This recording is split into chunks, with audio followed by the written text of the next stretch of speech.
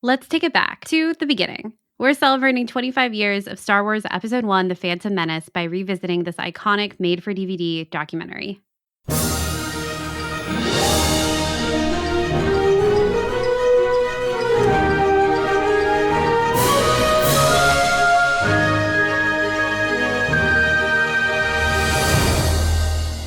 Welcome to Sky Talkers. Here are your hosts, Charlotte and Caitlin. Hello, and welcome to Sky Talkers. I'm your host, Charlotte. Hey everyone, I'm your other host, Caitlin, and welcome to this week's episode of Sky Talkers, where we are celebrating The Phantom Menace and taking it back to the beginning and talking about the documentary, The Beginning. And I'm excited. I feel like it's been a minute since we've done a dedicated episode to a Star Wars documentary, one singular Star Wars documentary. Agreed. It's always fun. It is some of our favorite parts of Star Wars, I think, that we don't cover enough on the podcast, honestly. And this felt like the perfect opportunity. It was sort of like a month ago. I was like, Caitlin, have we never done an episode on the beginning? And I was like, it was, we have, didn't we? No, we haven't. It's just kind of shocking. So here we are, finally here. And I feel like I'm in my special features era. After going to Skywalker Ranch and Lucasfilm, I just feel like I've been revisiting so many special features and mini documentaries and things like that. So this feels perfect and in line with my current hyperfixation.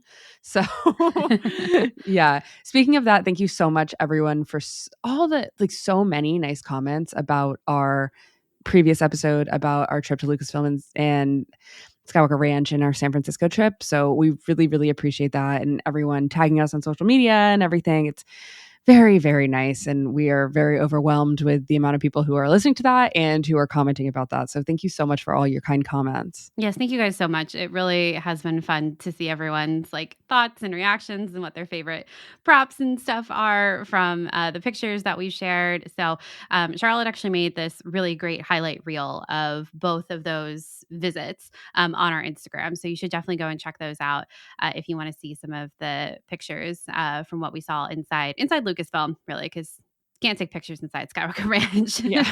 But there's some really great stuff in there. And like Charlotte said, we're definitely kind of back in our special features era from that trip. We both have been rewatching Light and Magic, and then we've got this documentary that we've dove into for this episode at the beginning. And it feels like really back to our roots in a lot of ways, and I just feel like we haven't, like I said, we haven't done a documentary episode in a while. And this is some of our favorite stuff. So let's get into it. Let's get into it. But I just want to say that we used to, and I just feel like we don't say this enough on Sky Talkers, we used to include behind the scenes features when we would do Star Wars marathons. And Empire of Dreams was part of the marathon, the 6 movie marathon that we used to do. And it's funny to think back on that because now we have literally so much Star Wars that's not really even a thought, to be honest. It's not even it's not feasible anymore, I would say, with the really number of movies that there are. It's really not. But I wanted to mention that as just core to how much Caitlin and I have always loved, bonus features, the disc 2 of a DVD. So here we are.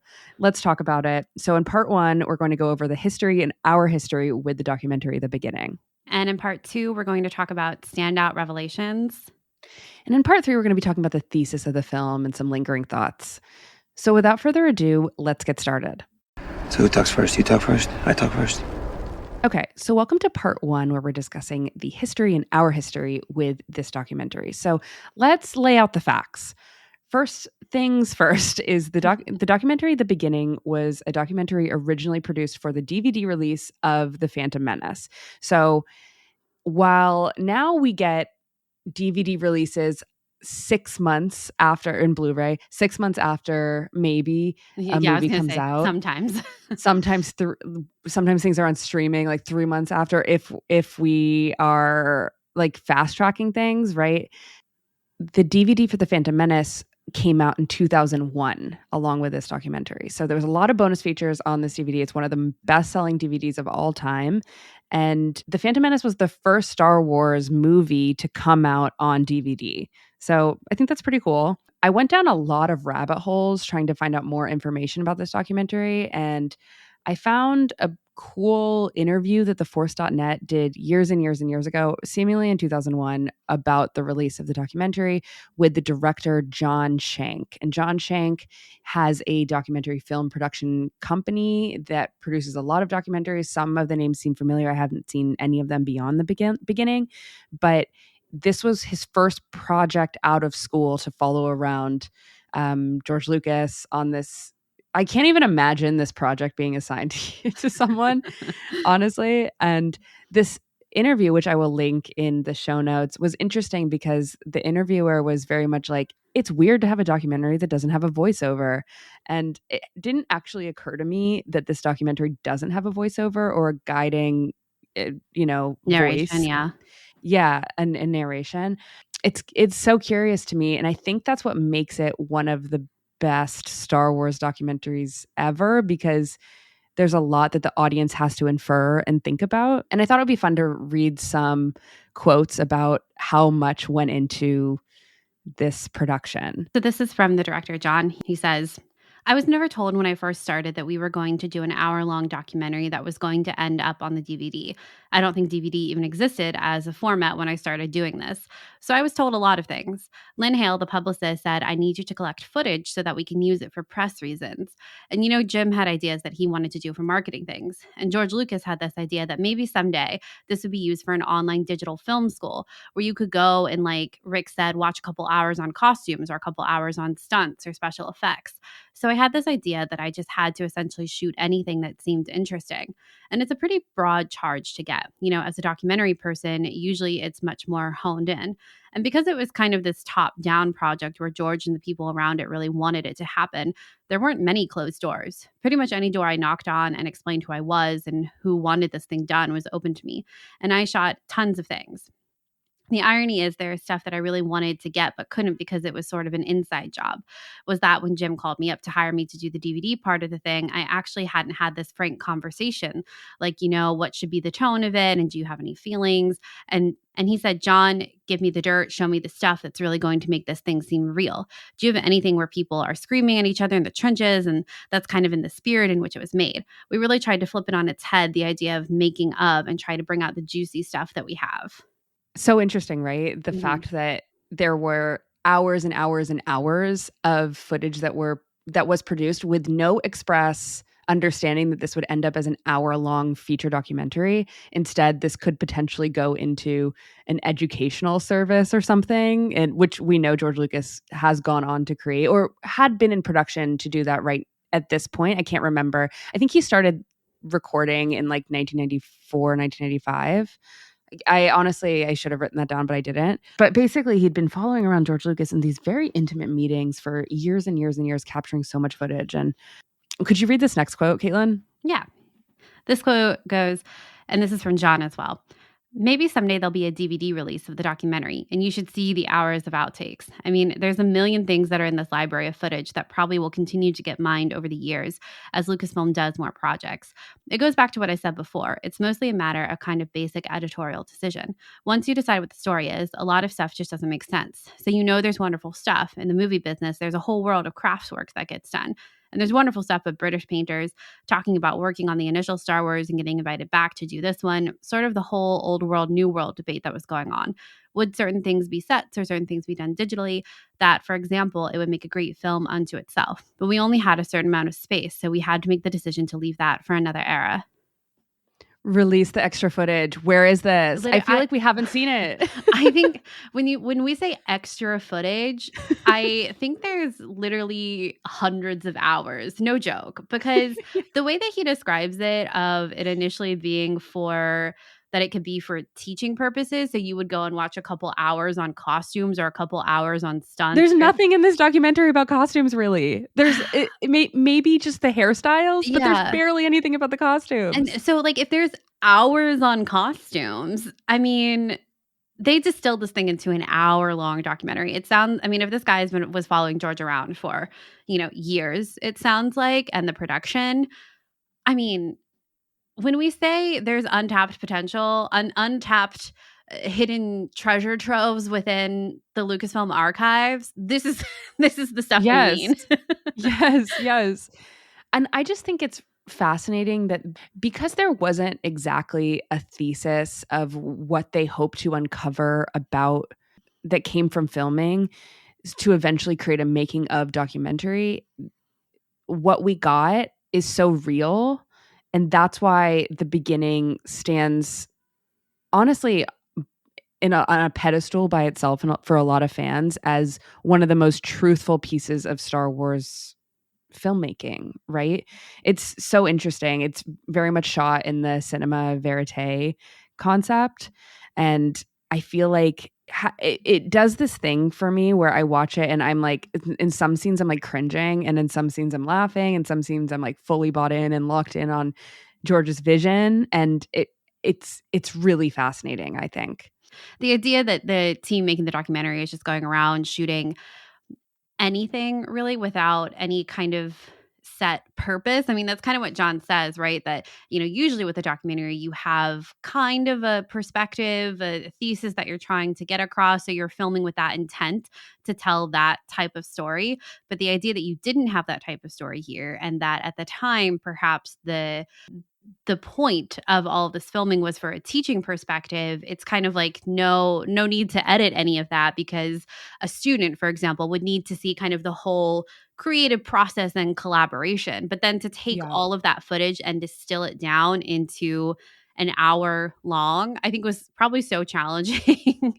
And I kind of don't envy that job, honestly. No, exactly. Exactly. He only had 3 months to do it too, because Gosh. they didn't decide that it was going to be on the DVD for a while. And John, the director, really kind of pushed from the beginning, like, hey, this could make a really good documentary. But like he describes, it was sort of unknown where all this footage was going to go. And by the time they were greenlit for the DVD, because the DVD was so new and different and the amount of wanting to load it with so much special features, I think that they realized we could have a feature-length documentary here because we have been doing that. And he talks about a lot in this interview too about how it's really uncomfortable to shove a camera in someone's face during these tough moments, and also a boom mic as well. And I feel like it is, and I think that the fandom is better for it because this documentary is legendary. I think it's really interesting though that sometimes with Star Wars and sometimes with movie making in general,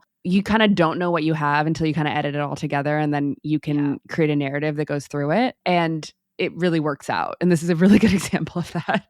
Yeah, it definitely is.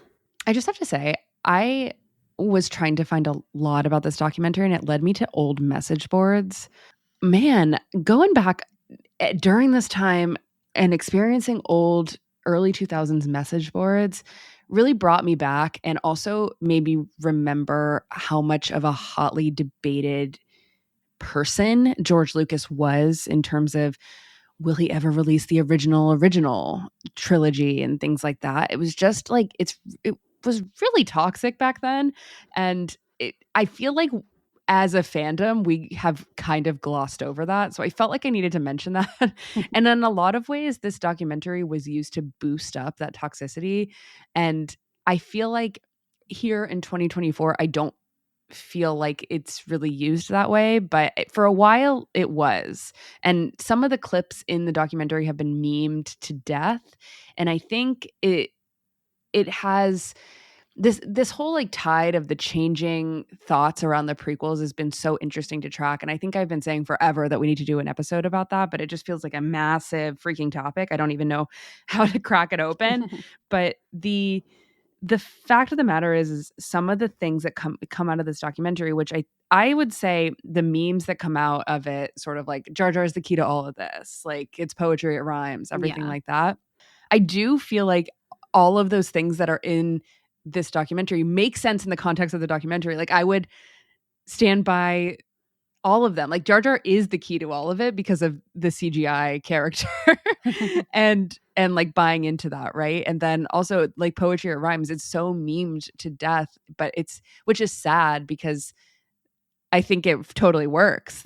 The fact that Star Wars rhymes in every movie is the reason why George Lucas wanted to come back and make that. Yeah, it's kind of the point.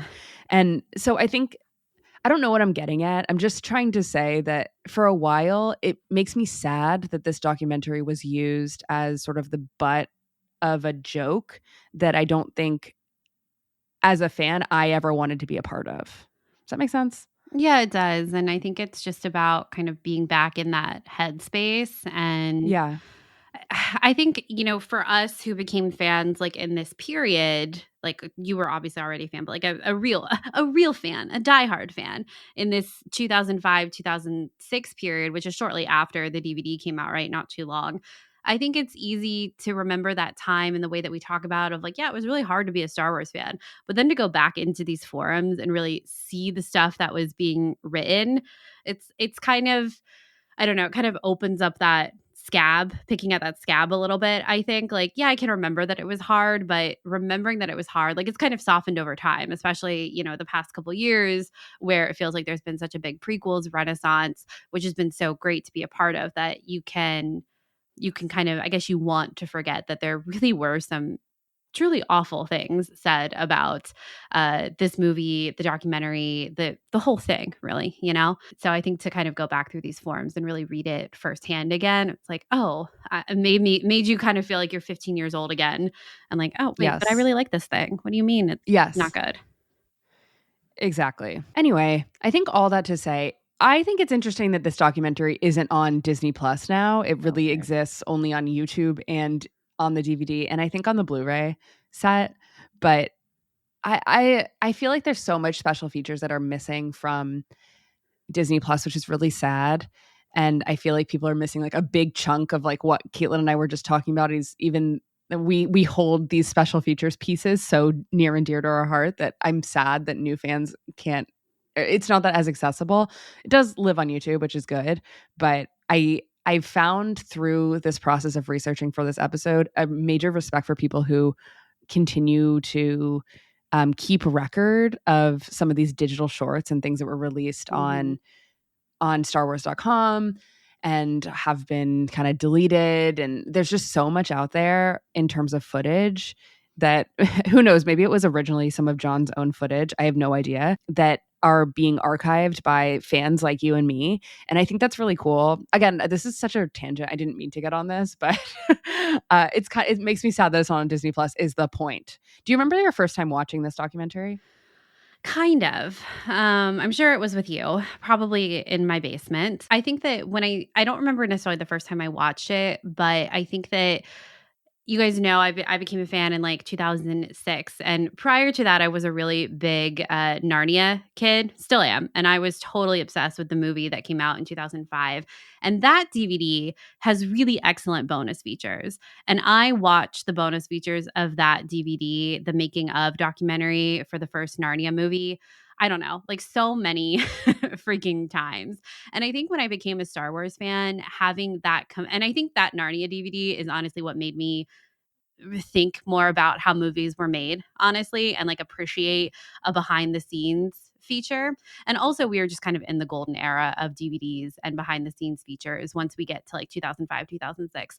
And so I think becoming a Star Wars fan and realizing that there was also that whole world of behind the scenes features and things like that, it was like, wow, so I like the movies, and there's also this other component that I also think is really cool to it too.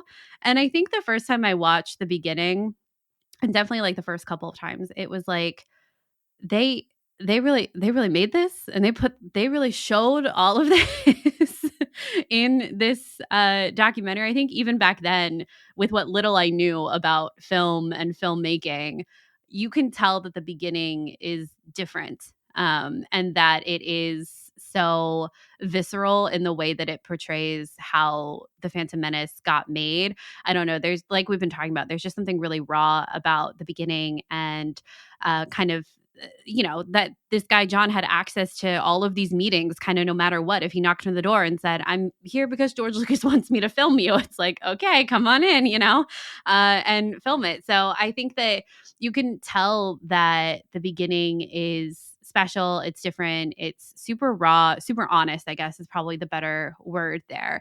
And yeah, I ate it up. And I'll be honest, like you guys know, The Phantom Menace was kind of a hard movie for me to understand when the first few times I was a lot of the times I was watching Star Wars until I got older. But the beginning, I think, was something that I always came back to with this movie, of that that is just such a cool thing that this movie, maybe I don't fully understand, I'm not fully tracking with what's going on, but I really like this documentary and what it has to say about movie making.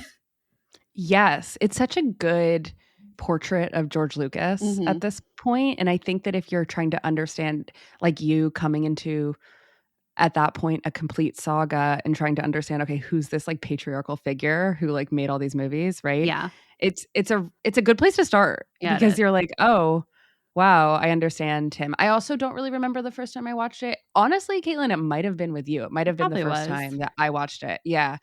And yeah, I feel like it's been something I've returned to a ton, even if it's just like a clip or two. It's so good.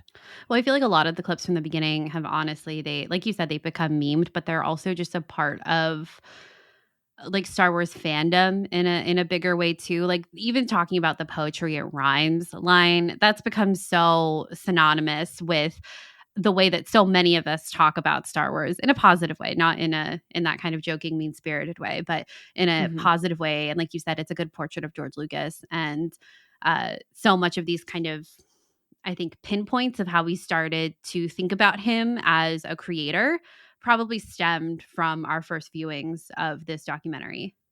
Totally. Yeah. It's so good. It's so good. I feel like every time I watch it too, I notice something different or like I notice something weird, a weird line that makes me laugh. It's just great. It's so good. And it's really good. All right, why don't we start talking about the actual documentary? Yes. All right, welcome to part 2, where we're just going to talk about some of the things that really stood out to us on this viewing of the beginning. And I think what's funny, so when we started taking these notes, Charlotte had actually already started her rewatch before me. And I started my rewatch and I opened up the notes. I didn't really pay attention to what she'd already put in there. And immediately I start typing in this quote that I'm about to read from the very beginning of the documentary from George Lucas. And I typed the whole thing before realizing that you two had also already typed the same quote. It's that good. I was like, all right, great. Okay, cool. And I backspace it all. So the quote is at the beginning, George Lucas is doing an interview for 60 Minutes, and he has this to say about filmmaking in general. He says, the auteur theory of film actually is very true if you know the director, because they are very much like their movies. In the case of somebody who writes and directs, it is my life. Everything I write is my life. I'm not writing some hypothetical thesis on something. I'm writing a story I have to get extremely emotionally involved in because it's going to take 2 to 3 years of my life to do it. This is like a marriage. You have to be in love with this thing for at least 4 to 5 years and probably for the rest of your life. And yeah, this was the quote that I was also starting to take down before I realized you two had already taken it, put it in our notes. And it just, this is the thing I really like about George Lucas and the way that he talks about filmmaking is that it is 2 to 3 years of his life, his whole life. And I think knowing how much negative vitriol there was about George Lucas at this time and how a lot of people, I think, kind of ran with a version, a narrative of him of not liking Star Wars fans after the prequels and not liking their responses to it, I guess I should say.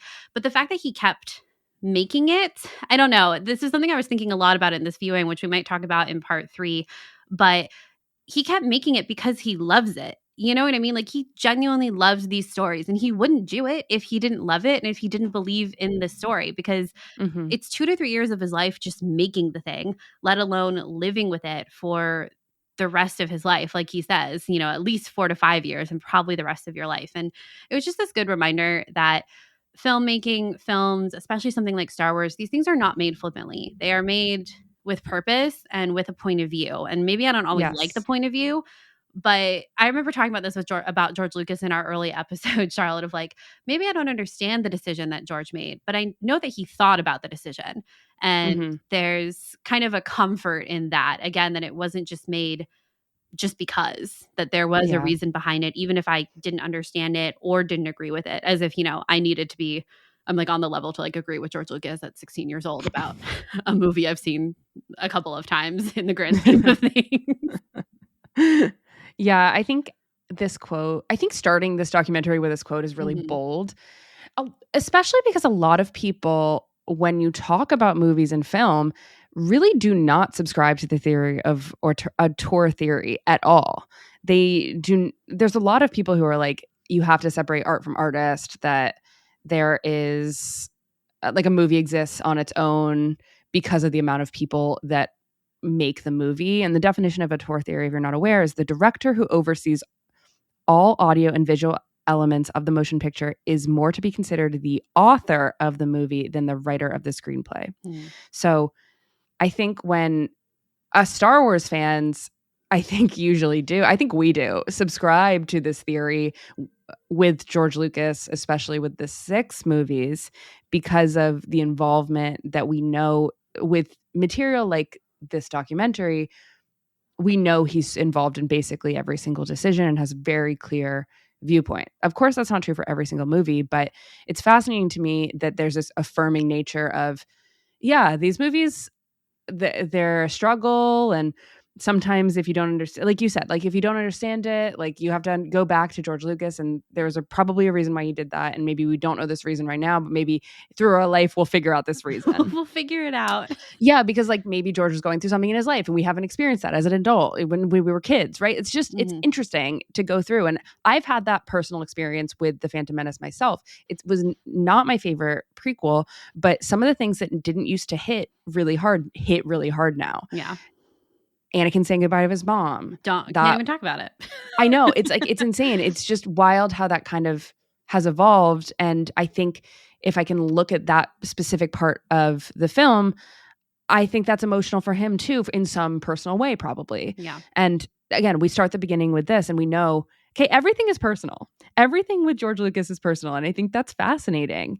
This is confirmation about this. This is sort of confirmation about a lot of our understanding of when we talk about quote unquote director headcanons. I think it's so interesting about George, everything being so personal to him on this level. It's kind of, it almost doesn't kind of match this idea of a franchise blockbuster popcorn movie. You know what I mean? Because like, they're independent movies. Yeah. At this point, they're independent movies. Yeah. And those seem like such on opposite ends of the spectrum when talking about, you know, an auteur theory and a filmmaker like that as the author and things like that, compared to the size of this franchise, even at this point in 1999, 1996, you know, around the late 90s.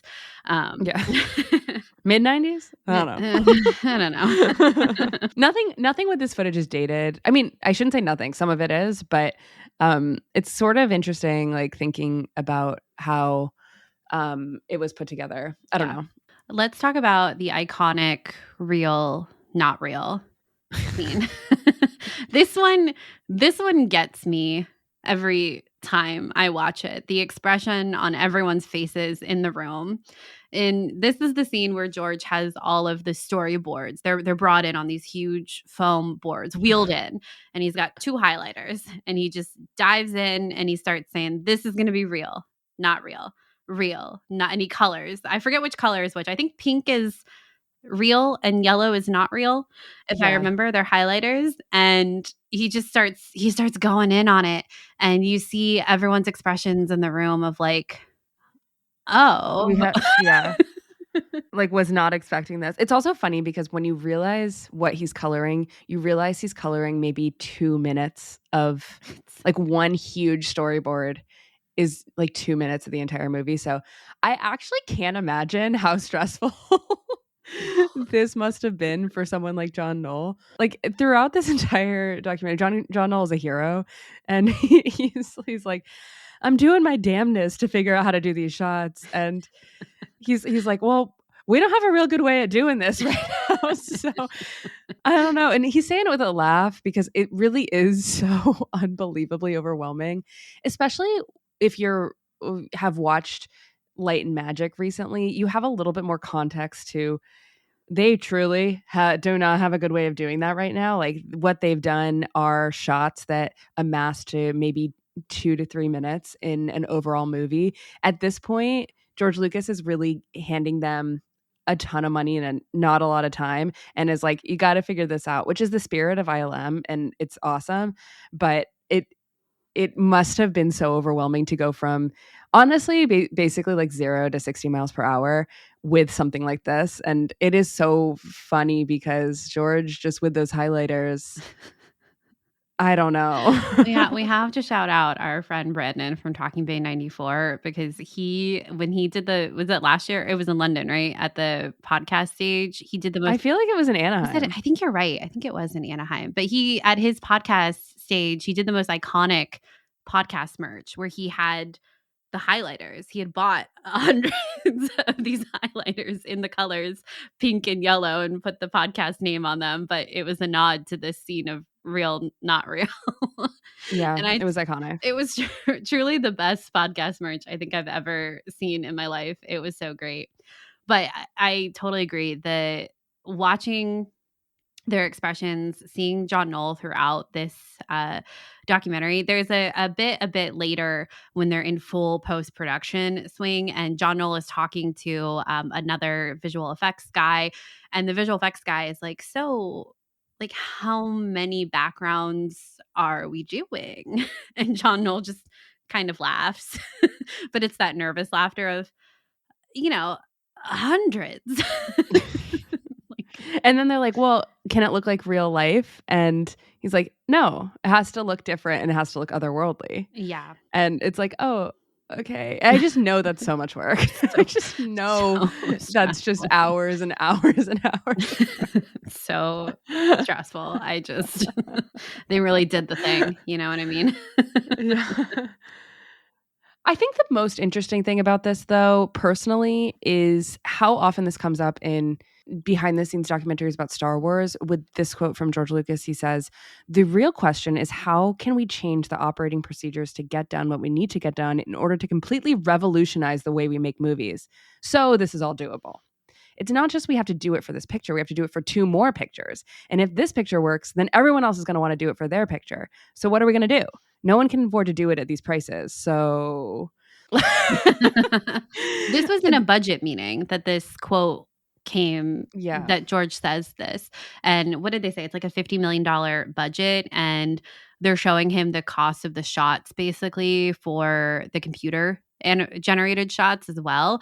And they're like, I don't know if we have the money for it. And George is like, well, we got to figure it out. And I don't know. It just is this great reminder that George is never thinking of just himself and his success. It's always about the process of filmmaking and wanting it to be accessible to people. Even when we go all the way ahead to The Volume, and in the documentary for The Volume, and George is walking around, he's like, this is what I always imagined. I wanted people to be able to do stuff like this in their garage and make good movies like this and be able to tell the story that they want to tell. And he's always thinking about moving the needle further, and someone has to start that process. And he's like, I'll start the process. I'll do it.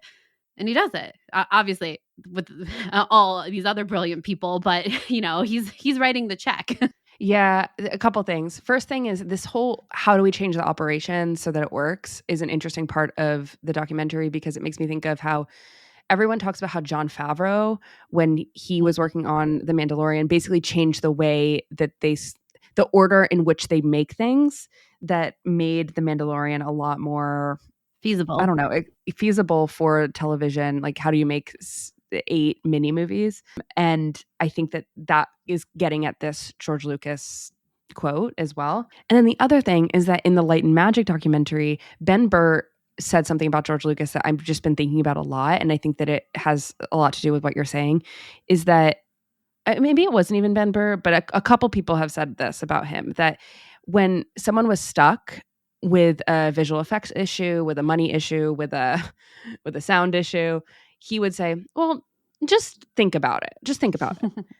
And then they would figure it out based off of that push to just think about it. Because if you just spent a little bit of time to think about it, then maybe it wasn't so impossible.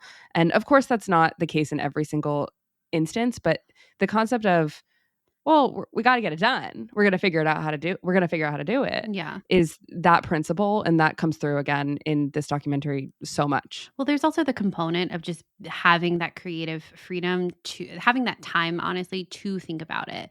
Even just saying something like that, well, think about it, almost relieves some of the pressure. You have to create an environment where people want to try things, to be creative, to have the time and the money to go about things a different way than the way that things were done before in order to move that needle forward. And I'm not saying there wasn't an intense schedule with something like the Phantom Menace. Of course there was.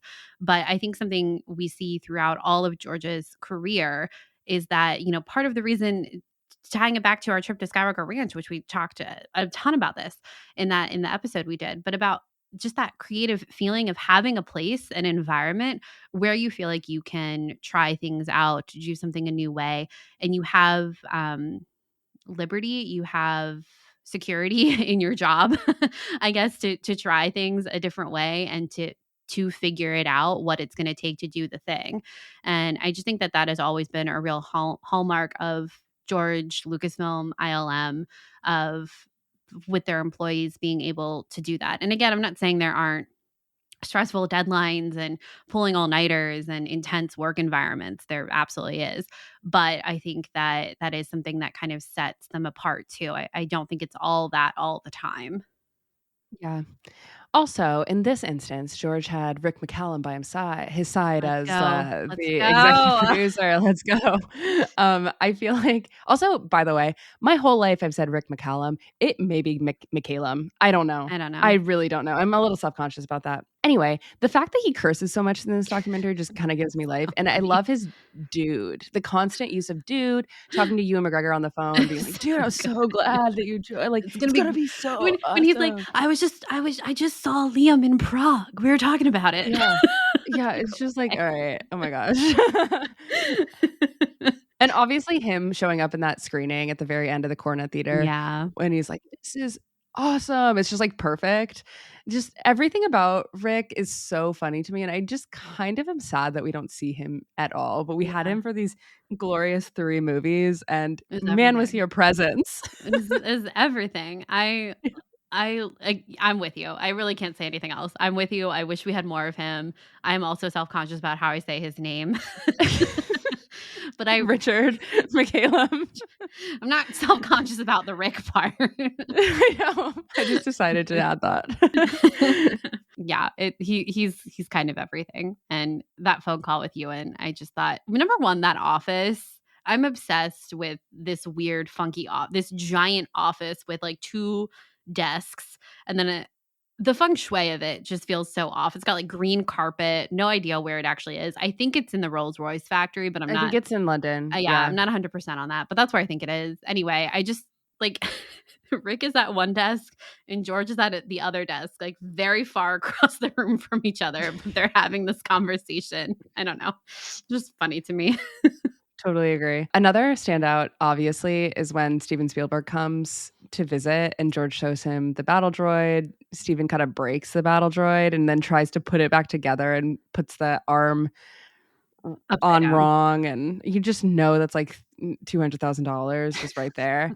Because I don't think they made a lot of those practical battle droids. That like actually might be the only one. Did he break it?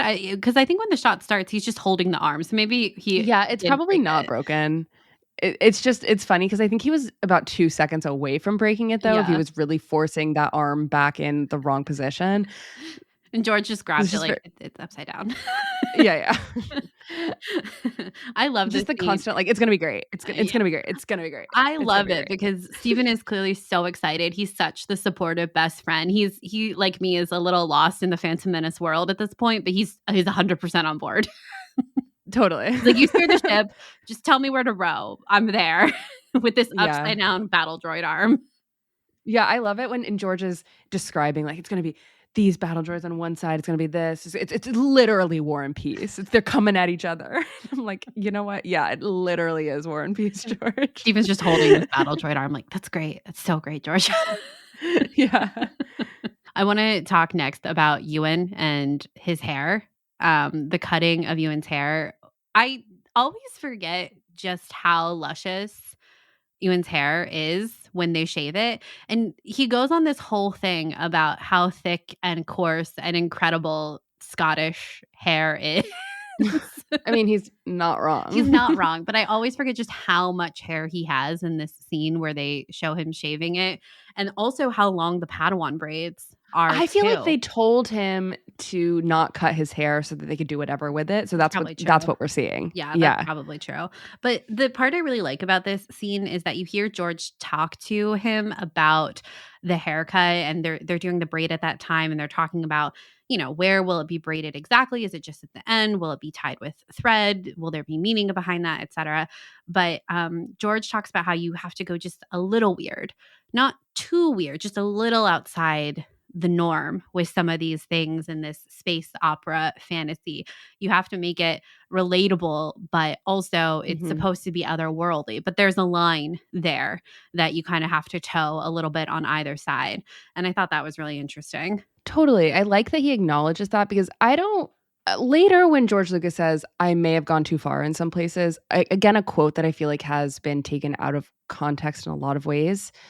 But I feel like sometimes in The Phantom Menace, I do think that with the hairstyles and the makeup and stuff like that, it might have gone too far in some places.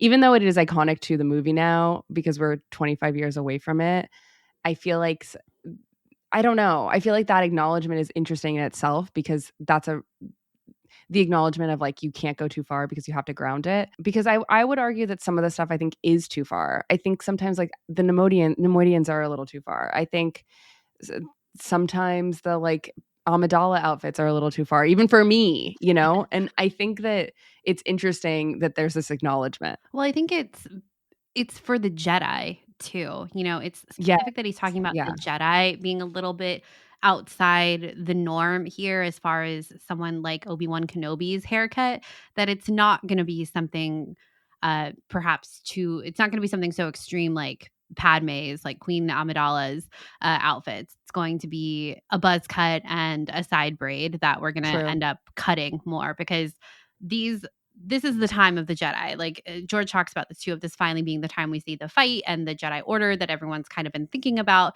that we didn't see in the original trilogy. So in some ways, it's almost like, okay, they have to look a little bit more normal, like Qui-Gon and Obi-Wan, and then everything else around them can kind of up the ante a little bit on that extreme That's true. perspective, how they look, aesthetic. Yeah, I think that's true. Speaking of Ewan McGregor, something I think is so crazy. Every time I watch a Phantom Menace documentary, I'm like, oh, they're working out in cashmere sweaters. It's They're so they're much. wearing cashmere And jeans, so much denim. and jeans. What are we doing here, guys? Like, what? I don't know. What's Are we the thought okay? process? Well, okay. So the devil's advocate in me is like, okay, the thought process is so that they can do these in their heavy costumes, obviously. But I feel like the secondary part of that is I don't think athleisure was a big thing in the way that it is today in this time period, which I can't even believe I'm saying time period. It literally is Our our childhood. our childhood. Yeah. But it feels like we're far away from like leggings and like Under Armour and stuff like I'm like, that. basketball shorts existed. It Right. wasn't that long ago. It's Not to age Scotsman. Scotsman. They hadn't made it to the Highland yet. No. I do- But the cashmere sweater is just wild. So much. But I'm like, I get the costumes are heavy, but I'm also like, Jedi robes, he's not wearing full prosthetics either. It's just the Yeah. cashmere is very funny. Yeah. Like I imagine the costume for Obi-Wan specifically is very linen heavy, which I equate with lightweight. But Yeah. I still think that that's probably the reason why he's wearing layers more than just like even a simple t-shirt, I know. But Give me basketball or maybe shorts it's and literally freezing in that wherever they are, who knows. I remember some shots of Daisy Ridley practicing and noticing that the door, like the garage door of where they would be practicing doing the sword fights would be wide open. So who knows? Maybe it's like so cold, but it doesn't change the fact that I think it's funny. I think it's funny too. All right, let's move on to something not as funny. Did have some funny moments, but definitely not funny, is the storm in Tunisia. I literally can't imagine waking up and seeing what this storm did.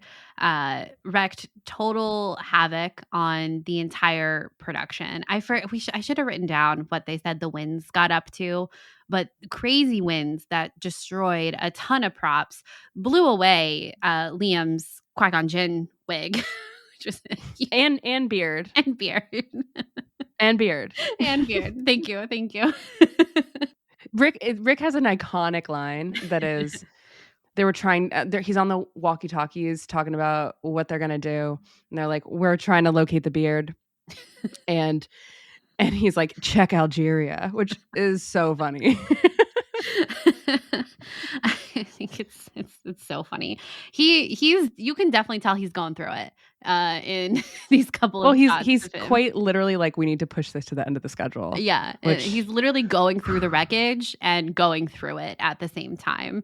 I do think when we check in on George, and he's walking around kind of everything that's been destroyed or damaged, he's actually pretty calm. I do kind of wonder if he was this calm initially when he woke up and he's now had time to kind of accept the reality. But he's pretty calm when we see him and he says, this actually happened on Star Wars. It's always something. Which if you think back to the making of Star Wars, I think one of the hallmarks of those featurettes, when the cast and crew talk about making that, is that George is always super duper stressed. He basically almost has a heart attack and has to go into the hospital. Well, he has a nervous from breakdown. exhaustion. It's very sad. Yeah, it's sad. Yeah. But I kind of, and because we've just been, well, I had just rewatched the first episode of Light and Magic. Actually, you had already finished your rewatch, but that was still kind of fresh in my mind and they kind of talk about that during a little bit in Light and Magic, and thinking about the comparison between that really young version of George Lucas, who, making the first Star Wars is at the point of a nervous breakdown, total exhaustion. And then something similar happens here, 30 years later, and he's able to accept it, probably very upset and stressed, but is able to accept it and kind of begin working through it. And it's always something that, all right, this is something we can move past. I've done it before. I can do it now. I'm literally older and wiser, and let's put it to the end of the schedule. And have more money too. Yeah. Key factor. Yeah, that is a huge factor. So it is wild. This whole thing is, if I were working in this set in Tunisia, I had experienced that extreme heat also the day before, and I was really working through making sure that things were being shot and sets were looking good and we were getting rolling. I would be so stressed, and just the fact that the pod racers broke and just so many things were broken, I was like, this is insane. A huge setback. And it's interesting. Just like George says, every single Star Wars movie, there is a big setback. If you think about even The Force Awakens with Harrison Ford and the Millennium Falcon door and things like that, there's always something that really does change the schedule. And something that's really pervasive in the beginning documentary is the fact that everyone is like, the movie will come out in May 1999. The movie is coming out in May 1999. We have to figure this out. We have to figure this out somehow. So maybe that calmness that we observe from George Lucas observing this entire situation in Tunisia is also comes from the fact that he has like hundreds of people working for him to make sure that the movie will come out in May. It's coming out. Yeah, we're gonna figure it out. Got a lot more confidence because he's already made the other three and now has this whole production studio that he's created from the ground up. And also the onset of digital technology. So there's like, oh, well, okay, well, we'll figure that out. We can rebuild that. It's going to cost us $10,000 to rebuild, but we're probably going to animate it anyway. So we'll figure it out. They talk about that with the Jar Jar suit too of, well, it costs us how much? It's like $100,000 to make this, and we're not really even going to use it anymore. Yeah, George was kind of like, well, he's like, why do we even spend that much money? And they're like, no, it's super helpful. It's super helpful. We actually needed it. Filming, I would have been so cranky even before the storm. There's that scene of Natalie and Ahmed talking at the beginning of the day. And I was really kind of putting myself in Natalie's place this time, watching the beginning of, she's 15, 16 years old. And when she's doing the auditions with these 7-year-old kids of like, All right, cool. I just imagine myself being 15 and having to do these auditions with really young kids and how I would have felt about that at the time. Like, all right, okay, let's go. Well, when And the scene there's this one shot of when the scene breaks and she she breaks. just kinda Yeah. like yeah, Deflate. like she fully deflates. Yeah, and I'm Yeah. like, "Oof, this is like maybe hour 5 of her doing this, I bet." Not And how she wants to spend her Saturday. I Yeah. mean, maybe it is, but in that moment, I it don't just yeah. was a lot. Yeah, but when she's talking to Ahmed, it's early in the morning, and I forget what she says exactly, but she's like, "It's already 104." And Ahmed is like, "Yeah, wow." And she goes, "They said it's gonna get hotter." And you're like, "Yep, I think it is, and you're at least not in full prosthetics, babe." It's It's so bad. so bad. I was like, "That must have been." I could not have thrived. I don't think I would have thrived. We also see some really great examples of 1998 Zoom video conferencing where they're showing George different shots that they're working on with the visual and special effects and everything. And I know that video conferencing has existed for a long time, but I think post 2020, for some reason, it feels jarring to see it back then.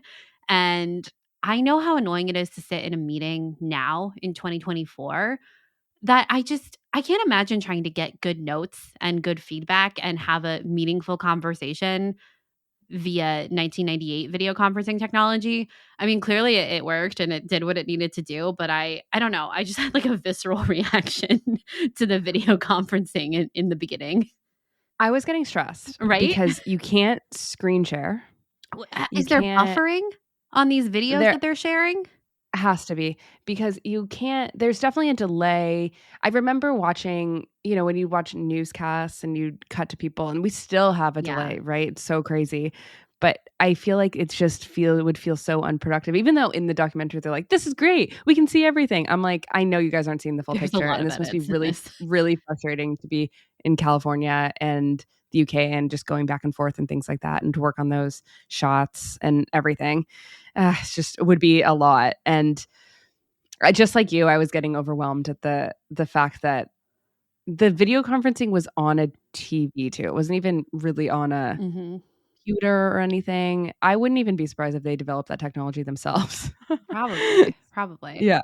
So it's just maybe it is really good or is the early version of Skype or Teams or Zoom or something that we use now, but it is wild. It's crazy. Yeah, shortly after that scene, we finally get George and Ben Burt in the editing room, and is it just me? I feel like they talk about Captain Panaka a lot in this documentary. I feel like he comes up a lot. I kind of didn't notice that, But but now I will. they're talking about this scene of, it's when I think it's all when they all leave Tatooine, and it's Panaka, Obi-Wan, and Qui-Gon all in the cockpit of the Naboo, ship, and I guess Panaka moves at a time he's not supposed to move, and so George is talking to Ben Burt about basically creating 2 scenes that get stitched together, or 2 takes that are stitched together. One where an earlier shot where Panaka isn't moving, and you stitch that one to the one he wants to keep of Qui-Gon and Obi-Wan talking, I think. And Ben says that this is cyber directing, and George says, yeah, 3D editing, which are such great descriptors of what is going on. And then I think a really great piece that they included in this section is after George leaves, Ben goes through this kind of discussion about the pros and cons of the ability to even do this. And the thing that I thought was interesting that he says is a con is that this means that you have a million possible decisions to make now. The idea that you can kind of stitch these scenes together, whereas before you would just, if a take wasn't good, you would take out the whole shot, the whole take is gone. You just get rid of it and work with the next set of things that you have. But here, the ability to take bits and pieces from these different takes, it just makes infinite possibilities of what you can work with. And while in a world that is exciting, in that same world, that's also very overwhelming. Yeah, I totally agree with you. I think that something that makes this documentary so great is that we have those moments of reflection about like pieces like Ben Burt being like, I don't know if this is great. That we're really like it's really cool that we can do this, but it really does allow for us to have way more decisions, which might actually slow down the entire process overall.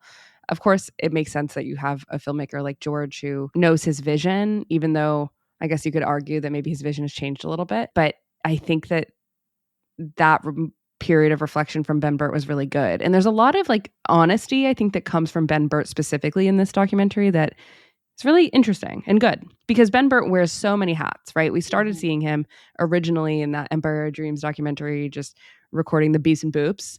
And then the blaster shots on the power lines. And we all know it, right?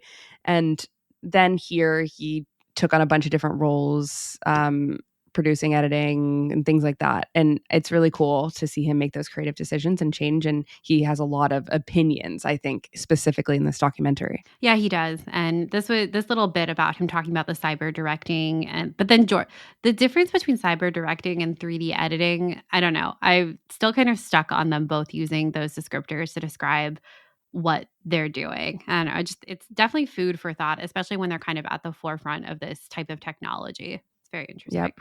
Cyber directing. I feel like a lot of people do cyber directing these days. Mm-hmm. Don't call it cyber directing, just call it directing. Well, it makes me think about me on my phone editing a TikTok video of like, oh, I can kind of, if I, even here on the podcast, when we say or like too much or have a long pause. Yeah, it's out. You can get rid of it. And, it's kind of that as well, or a vein of that perhaps.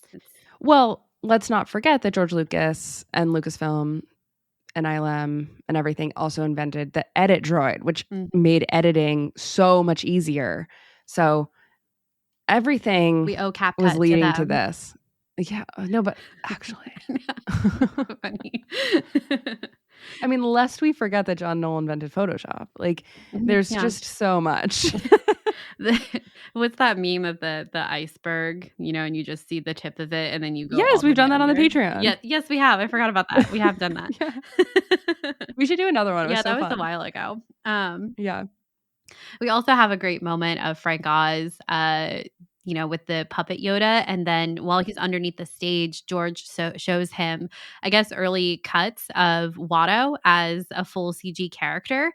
And I guess, that would eventually be the plan for Yoda, as we know, too. And Frank is, again, it's very interesting thinking about the reaction to all of this, knowing what the reaction to the film was, and even kind of many years on about puppet Yoda versus CG Yoda, right? I feel like that's always still kind of a discussion. But Frank is looking at this rough cut of Watto, probably the first time he's seen something like this or something to this degree, you know what I mean, that looks like this. And he's like, oh, you don't need me, George. That's great, George. It's so great. And I don't know. I find that really compelling when thinking about them developing this technology and how it will continue to evolve, even to this day, in the way that we look at things like practical versus like special effects. It's interesting. Yeah, Frank Oz saying that reminded me of how Phil Tippett took the news about them not using practical dinosaurs in Jurassic Park. Oh yeah, and I think that Frank saying that and being like, good, you don't need me, I think was probably a little sarcastic in a lot ways. Yeah. Sarcastic, probably not the right word, but I do think that it's both. Like you can read into it. Like, wow, like this, that you can do this. That's great. Oh. And I think like period, it is great. Yeah. It's just also like, oh, you don't need me. Yeah. Like, why am I here? Sort of situation. Yeah. Yeah. I don't know. I anytime we get a glimpse of the practical Yoda that was used in The Phantom Menace, I'm one of those people that actually does think that it makes sense that they changed it to the digital Yoda eventually, because he did kind of stick out and look really different. And in this documentary, they talk about how they want to make him look younger. And I don't know if personally, this is my opinion, I don't know if they fully succeeded. And I think that they would agree, since they changed it to the CG Yoda. And I think it's good to have a consistent prequel CG Yoda throughout. But it is interesting to remember that, and the whole like going through the floor and how that's an issue. And George talks about that and how you can't like move with Yoda and everything, but you have Watto, Yeah. So interesting. Then we get to the rough cut of the Phantom Menace, and they're definitely at Skywalker Ranch, which was kind of exciting to see them. I was like, what stage are they I was at? like, I don't know. I think I can't figure it recognize out. the color of that carpet. Yeah. Is that the carpet? Is that the burgundy carpet? I think it is. Yeah. That wood paneling, it speaks to me. Is it really there? Which I think it is, but I guess it could not be too. But we go through this rough cut and we really get some really interesting dialogue from George about how people are going to understand the movie if they can understand it. What he actually says is people not being able to, quote, figure out the movie. And he's talking about the plot. And he's also talking, I think, about after that, he says, we're never going to be Titanic. And I guess he means like, obviously, the ship is going to sink. And you all know that going into the movie. But I think this is kind of an interesting way to put it because we all know that Anakin is going to fall, right? But I think it's the idea of what are the steps that are going to get him to that place? What are the dominoes that are going to fall and the reasons that Anakin is eventually going to fall? And I think that's part of his whole reason for starting us with baby Anakin as opposed to a teenager Anakin, which we've talked a lot about how that was absolutely the right decision to go for in The Phantom Menace and how it definitely resets your expectations about how this trilogy is really going to go. But then he also talks about just the complexity of the film itself. And this is where he has that quote of, I may have gone too far in some places. But what I think is great is that the way he talks about this is he also acknowledges that he kind of wants it to be a little hard to follow, that he designed it that way, but that maybe he took it a couple of steps too far and that they should look for places in the film to diminish some of that. That while, yes, it's meant to be a complex film, it's meant to kind of, hide the puppet strings of Palpatine in certain ways. It is about taxation and trade federations. It's not exactly super straightforward. And yeah, it's supposed to be. He designed it that way. But what are the places that we can slow it down? What are the places where we can maybe make it more clear what is going on so that it's not completely overwhelming in the way that I think he felt in that first rough cut? He even says something along the lines of, if we feel this way, that it's overwhelming or hard to follow as people who should understand this story 100%, what are people that haven't been living and breathing this for 2 years going to think about it? More than 2 years.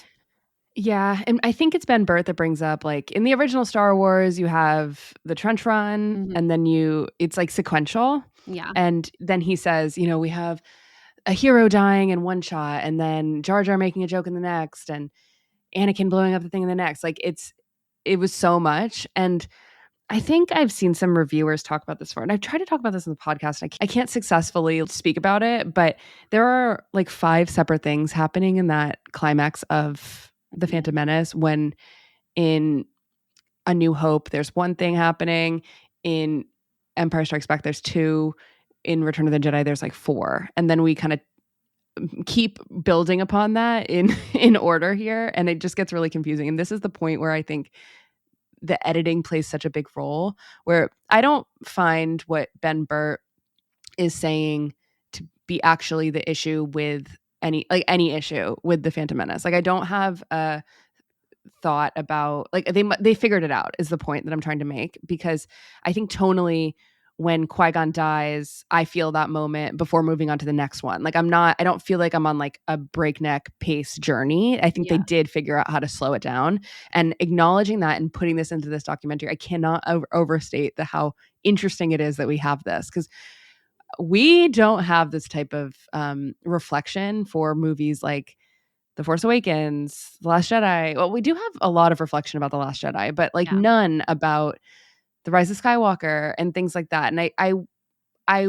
would welcome so much of that. And I feel like it's so interesting, though, that there was a lot of, we got to slow this down. We got to figure this out. And knowing that George Lucas is such an editing guy, that he wants things to change, that he's very into figuring out the pace of a movie by using really good editors, I think this was the point where he was like, okay, time for we got to get to work. Earn that paycheck. Yeah, exactly. We got to figure this out. And I mean, yeah. So witnessing this and everything, I think it's also fascinating when you see them in the screening room. It's really dark. The lighting in some parts of this documentary is so cinema verite, really, with the whole, there's like no good lighting. It's people Yeah. are just like slumped down in the seats. Like they've been watching this movie for probably longer than the runtime. So like 2.5 hours, maybe 3 hours, sitting there like, oh boy, this is a lot. There's probably temp tracks. Like the tracks aren't even set.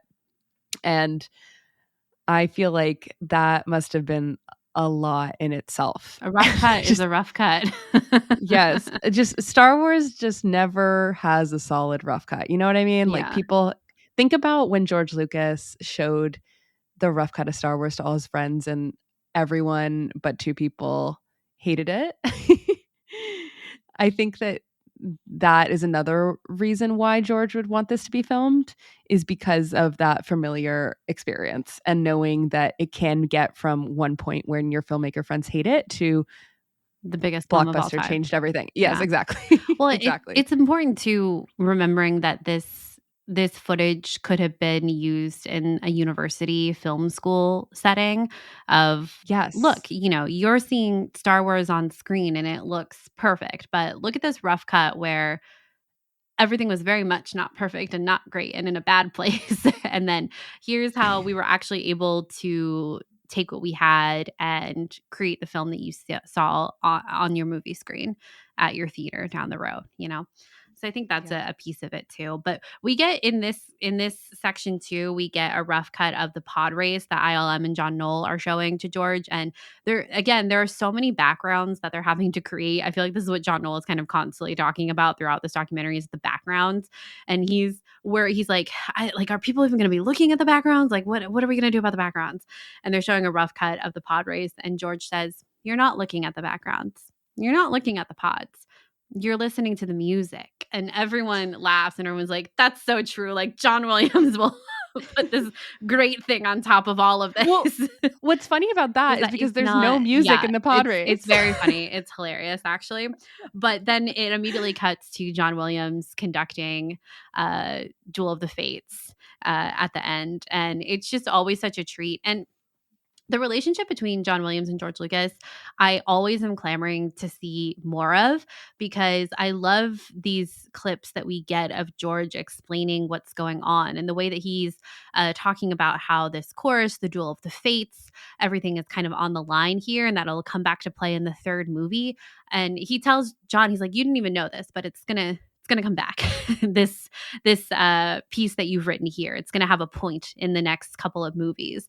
I don't know. I always want to see more of their working relationship, how George describes things and how John is able to interpret them and then create these masterpieces that really do make the films in a lot of ways. And I love they're talking about the chorus in Duel of the Fates, and John is like, I don't even know, like, do you even want a version without the chorus? Do you even want to contemplate that? And George goes, no, I love the chorus. Yeah, he's like, no. I love the chorus. Keeping the chorus. I mean, like, thank God. Can you imagine Duel of the Fates without a chorus? No. Hello? No. It wouldn't be Duel of the Fates. No, it wouldn't.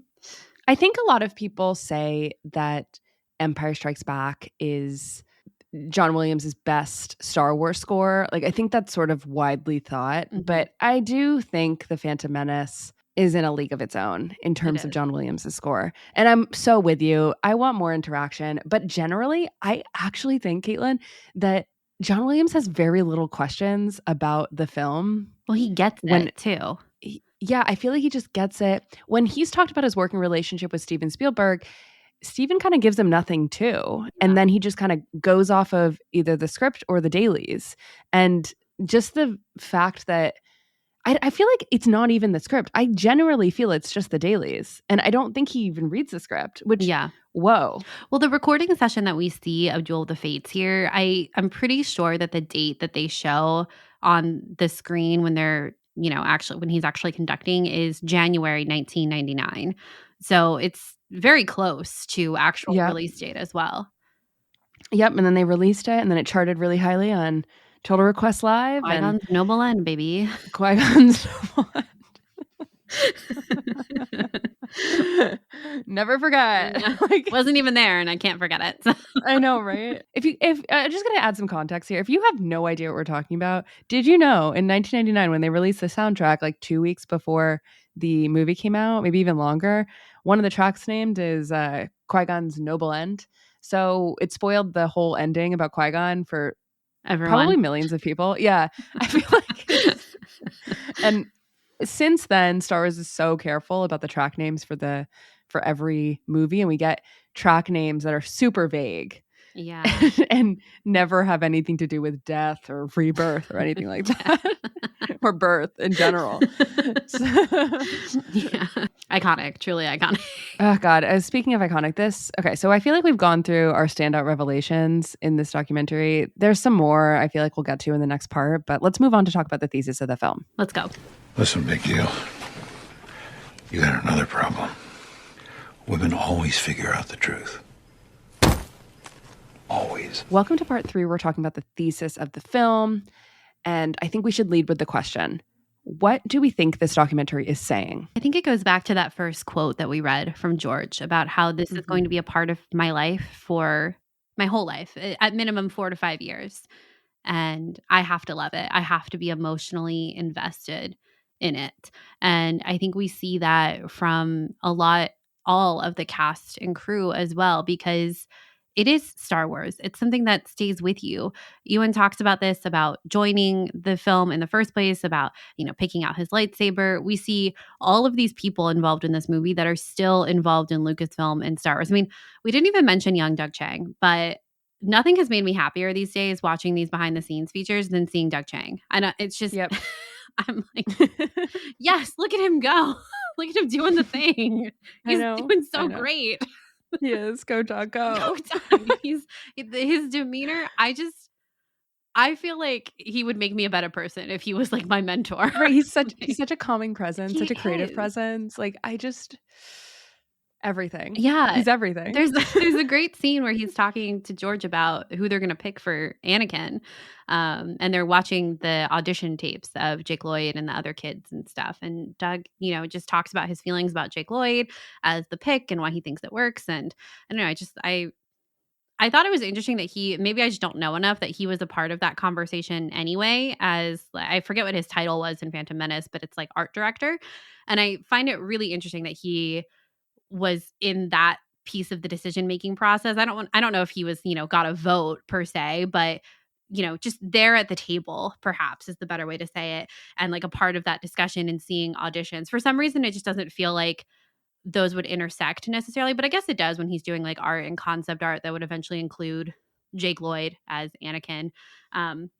But anyway, I really love seeing him throughout this documentary particularly. But I think, what the documentary is saying is that filmmaking is hard. And again, if we're thinking that a lot of this footage could have been for a film school audience, that makes sense, honestly, that this is a hard thing that you're going to do. You say this all the time, Charlotte. It's a miracle that movies get made. When you think about the number of people that are involved, the collaboration that people have to do on such a wide, large scale, it's insane when you really think down to the nitty gritty of each shot, each background having to be individually composed. And I think that the beginning really gives you a good picture of just how hard and how rewarding it can be to create a movie. Totally. And just to go back to that thought that maybe this would be used for educational purposes, it is a fascinating snapshot, especially because what George Lucas has created with Lucasfilm, and specifically with the prequels in this time period, is a very well-oiled machine of, I'm going to employ my own people, my own companies to do all of the work. So this should be, for all intents and purposes, easy to make these creative decisions, right? Yeah. And it's not. It's really hard. And there's so much self-awareness that goes into this documentary that I think is really part of it. I think in a lot of ways, what the documentary is saying is showing the snapshot of George Lucas as a creative lead. And I think that there's a lot of, like I said, self-awareness. I think him saying, I say faster, more intense, but mostly I sit there looking miserable when he talks about what it's like to direct for himself. That self-awareness, I don't think was there, before, during the original trilogy. And hearing that, I think, is really endearing. And also, it's hard to make a movie. It's really hard to make a movie, let alone 3 consecutively. Yeah, I think that's a good point you made about all of this being in-house more or less, and even thinking about like Doug's involvement at certain levels of, like the audition for Anakin, that yeah, when it's all your people within like your company, I think the collaborative element of it feels like it should be easier in some respects. And that, yeah, you are going to have all of these department heads and lead visual effects supervisors. Like they're all going to be looking at what everyone else is doing too, because we're all coming together to make one movie. So all of these pieces have to jive and be coherent with each other. And that means we're all involved from the ground up. In watching the beginning this time, did it change your view of The Phantom Menace at all? No, my view of The Phantom Menace now is I love it. Perfect movie. That's how I feel about every Star Wars at this point, especially like watching it in theaters and everything. I watch a Star Wars movie in theaters and I'm like, 10 out of 10 Oscars. Like, No I don't know. notes. It's just a magical feeling. No, literally no notes. Yeah. I feel like originally this actually did affect my view of The Phantom Menace. It both made me like it more and it helped me understand it. And then I also, I think, was fed a lot of what people had memed and talked about they always knew this movie was going to be a mess or something, and like played into the critics' understanding of The Phantom Menace, which I don't agree with, right? And I think that seeing this behind the scenes documentary, some of the quotes, like I've mentioned many times, have been taken in a lot of ways out of context in order to support that thesis, which is The Phantom Menace is a bad movie. I don't agree with that. But I do think that this movie, this documentary, both helped me like The Phantom Menace more and helped people dislike The Phantom Menace more, which is fascinating. Yeah, I think I think obviously I would have had a similar reaction to you when we were watching this growing up. It definitely helped me understand the film more and the filmmaking process more as well. It definitely aided in my understanding of the Phantom Menace as a whole. I think in this viewing, I was really kind of at the end when, they're going to the theaters and everything, I was really kind of overwhelmed thinking about people's reactions to the Phantom Menace after having spent, the whole documentary with all these people, like the cast and crew who are so passionate about it, kind of knowing how it was received and how that impacted so many people, like specifically thinking about Ahmed Best and Jake Lloyd and George Lucas too. People have said a lot that he took it very personally, what people's reactions were to the Phantom Menace. And I don't know, it made me really sad, honestly, when I was watching it this time, thinking about it. Even knowing that now the Phantom Menace has had a complete renaissance and, has received so much love, especially, with its anniversary this year, which is so well deserved. But I don't know, it was kind of that feeling of, we talked about Rick McCallum at the theater and like, this is so awesome, but then knowing what all the headlines are going to be the next day or in the coming weeks, and how that's just going to continue to grow through the years, honestly, I don't like to think about it, but that's what I was thinking about this time of like that just sucks, honestly. Like there were so many passionate people in this film and who believed in this vision and saw it through and did incredible things, and it was just cut down so much back then. And people of course can have movies they like and movies they don't like. People can have movies they hate, like you can hate a movie, but I guess because it's something that we love so much, it's like I wish it hadn't had been like that. But then the flip side of that is that I was reminded that, wow, again, kind of going back to that first quote from George and the idea that he loved these things so much that even given that negative response, he kept making this story because he loved it so much and believed in it so much. And a lot of these same people did as well. And I think that's honestly so admirable, honestly, from like an emotional standpoint of like, I think about myself in that kind of situation as if I were in a creative position like that and how I would feel and if I would think I could come back to a project like that, honestly, like just being totally honest. And I just think it really says a lot about the team that they had there. That they went on to create more great movies, because The Phantom Menace is a great movie. And I'm just really glad that it's getting its due for all of the technological achievements that this movie has and its excellent storytelling and everything. And I feel like that's kind of a downer as we're nearing the end of our discussion. So I'm sorry for that. But I'll cap it off by saying I'm just really happy that we're in this prequels renaissance, and especially like with the Obi-Wan Kenobi show of Hayden and Ewan on their press tour really getting to see how much these movies mean to people. And I hope that everyone else feels that too. And I think they do, honestly. And I'm just so glad that we're old enough now to be making noise about how great these stories are and how great The Phantom Menace is too. Yeah, I know. I totally agree. I feel like personally, I feel like I've been a broken record about that for the past like 10 years. Yeah. And it's almost getting to the point where it feels a little trite to be like, it's our time. Yeah. It's the best. But I really do think that it is so nice that it's getting its due. It really is so nice. And I don't think it can be overstated, Yeah. even though I just said that it could.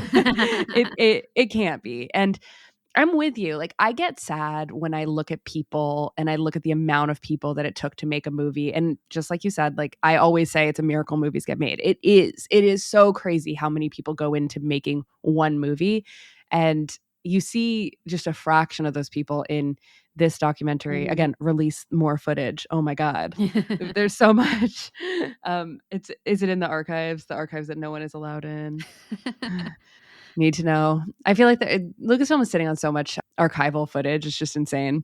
Someday we'll see some of it and our minds will be blown. Anyway, I feel like it does make me sad when I think about how movies are then in the hands of critics who then cut down a lot of the technological advancements and achievements that come through with a movie like Phantom Menace. And I think this is why George Lucas freaking hates critics and always has.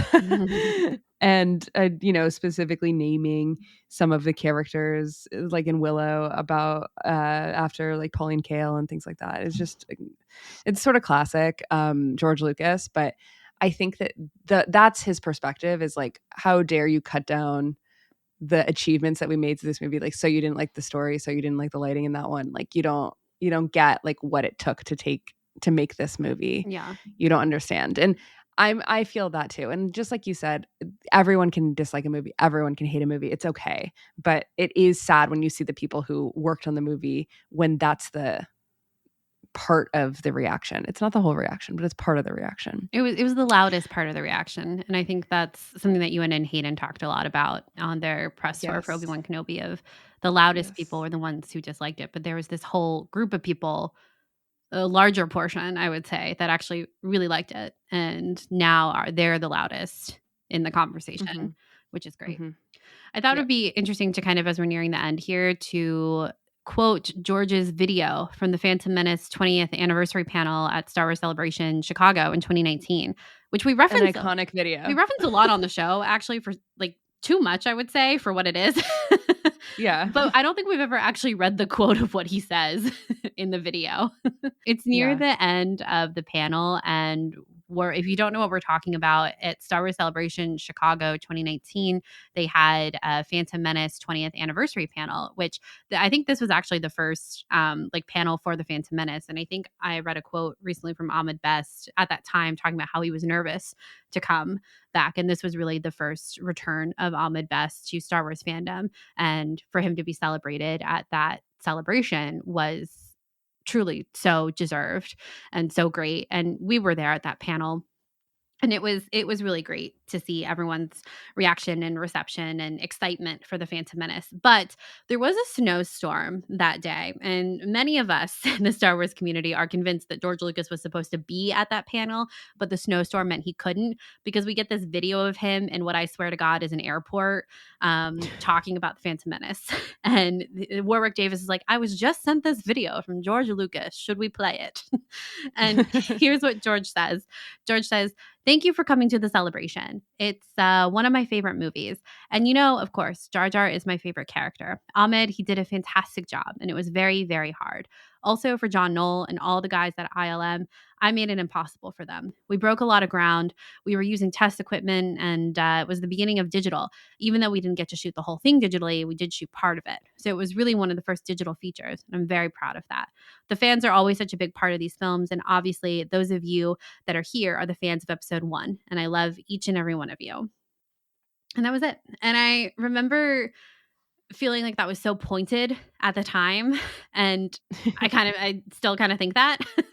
Yeah. But I think it's a great summation of how George feels about the Phantom Menace, and acknowledging honestly, someone like Ahmed, who received so much intense criticism and a lot of really horrible hate after the movie, and acknowledging that he did a fantastic job, which he did, and then also talking about that technological achievement that is such a huge part of the Phantom Menace's story as well. Yeah. Thank you for coming to the The celebration. celebration. And it is the celebration. I double checked. I love the celebration. celebration. It is the celebration. Let's be real. So, I love it. I think it's good though that he really does acknowledge that it was a hard movie to make. It was really hard, and man, this documentary really shows that, and it really does show the technological achievements, and there's so much that goes into it. So the final question I have, Caitlin, is this the best documentary for Star Wars ever made? I think today it is. Today for me it is. Now when we do the next one, it That's could be gonna be the different. best one. Yeah.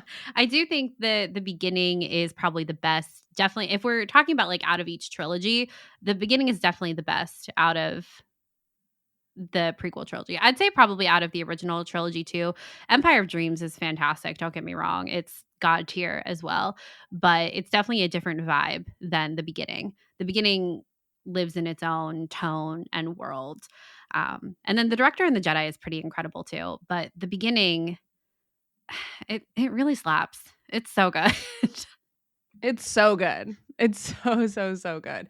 I feel like it is because it really does stand alone in its distinct style. Yeah. And it is super, super honest. I really feel like I know that they held back on some things that were too intense to put in the documentary, especially when it was produced and for the purpose of Lynn Hale's like publicity reasons. Like I know there are things that weren't filmed that were tense and tough, but what we do have is very honest and a really, really great look into the beginning of making the prequels, which feels like such a formative time. Also, I will say, in the interview that I referenced earlier with the director, John Shank, he was asked in that interview if the final shot of him writing episode 2 in pencil in his notebook was staged, and it wasn't. It wasn't staged. Incredible. George would be like, I'm starting today. Can you be here at 10? Yes, literally. Like I'm going up there. Will you be a entering my hovel? Like sort of wild. I was watching some other behind the scenes documentaries and like clips and everything, and he references the notebook that he wrote episode 1 in, and he was like, "Oh, I wrote Star Wars in this one too." And I'm like, "How big is this notebook? You could just write it." Maybe it's not a notebook, but maybe it's one of those like leather bound folders that he puts the paper in and stuff like that. But I also think that George just buys the same. He bought 100 of this notebook in 1976. Oh my God, I didn't consider that. Going through the same 5 notebooks or however many it is. I love that for him. He probably is. That's going to be my headcanon about it. I'll be honest. One thing that we didn't discuss enough in this discussion is the fact that George loves to make fun of himself for not writing. He's like, one of these days, I'll finish the script. And Natalie's like, ha, ha, ha. Again, 15-year-old Natalie is like, what are you doing here? I feel bad for her. I feel like she had no one who was like, that's why she was really bonded with Ahmed, because I feel like they were similar in age. Not that close in age, but yeah. Yeah.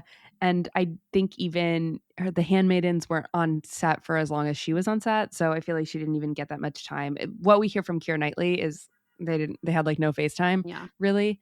So I feel like it must have been isolating. Yeah.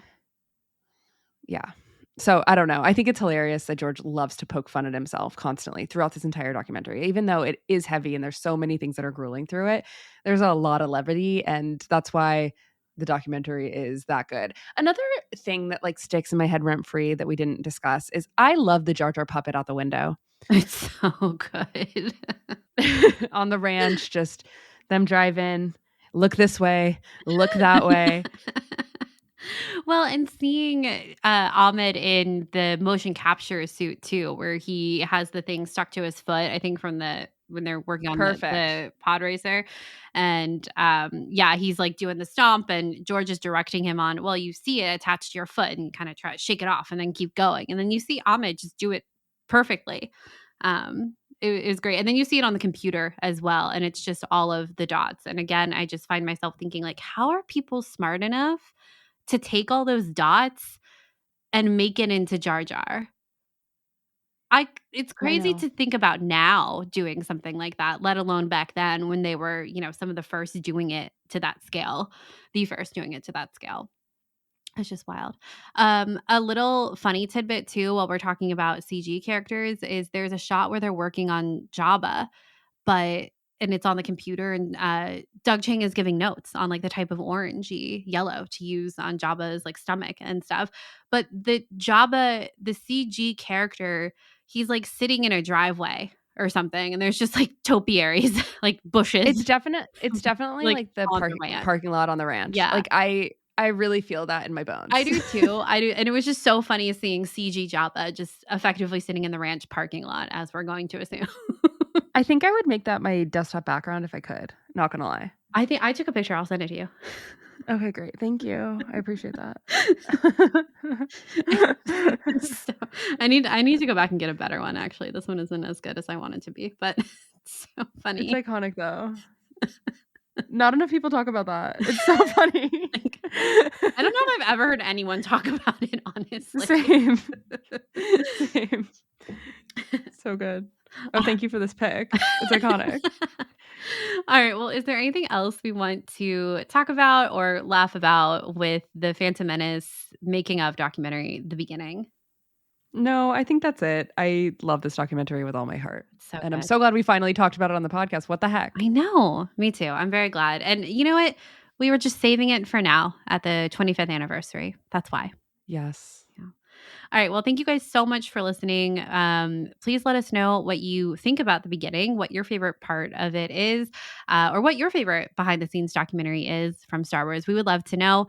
You can find us on Twitter at SkyTalkersPod, or our personal handles. Mine is at Caitlin Plusher and Charlotte's is at Clarity. We also have our website, skytalkers.com.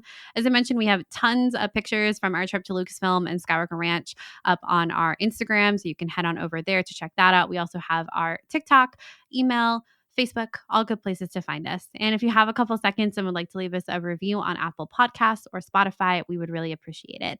And if you're interested in other ways to support our show, you can head on over to our Patreon and check out our different reward tiers there. Yes. Also, we've been getting pretty good at putting newer episodes that aren't television episodes, because those are pretty timely, but episodes that are coming out on Patreon early. So if you're on our Patreon and you're above the $3 tier, you can listen to a lot of episodes early. And we have a whole bunch of bonus episodes there too. So definitely check that out. And at this time, I'd like to thank these patrons: Kylie, David, Lindsay, Olivia, Simon, Jess, Sophia, Tadashi, Brooke, David, Eugene, Gary, Pam, Jonah, Patty, Stephanie, Becky, Adam, Jenny, Carol, Tim, Kara, Paul, Imbecilius, Emma, Jose, Justin, Christina, Nick, Nina, Megan, and Linda. Thank you so much for supporting us. Thank you guys so much. And until next time, may the Force be with you.